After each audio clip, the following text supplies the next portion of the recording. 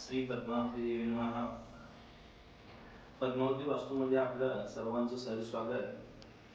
आपण आज वास्तूमध्ये यंत्रसंस्कार आणि रत्नसंस्कार करणार आहोत.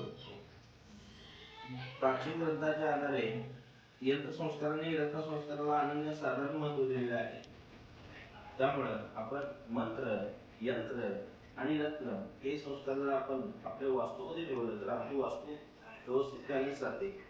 त्याचबरोबर आपल्या वास्तूमध्ये आपण काही दिवसापूर्वी, काही वर्षापूर्वी असेल आता इथे यंत्र लावलं होतं, तोरण लावलेलं होतं, मोठे यंत्र लावलेलं होतं, हे खराब झालंय तरी सुद्धा आपण त्याच्याकडे लक्ष देत नाही. त्यामुळे काही यंत्र खराब झाले असतील, काही घरामध्ये असे तोरण लावलं असाल आणि 1 वर्षाने 1.5 वर्षाने खराब झालं असेल तर त्याचं व्यवस्थित विसर्जन करणं अत्यंत आवश्यक आहे. जर ते आपण असंच अडकून जर ठेवला तर त्याचे दुष्परिणाम सुद्धा आपल्याला होऊ शकतात. त्यासाठी हे आपण आज काढून विसर्जन करणार आहोत.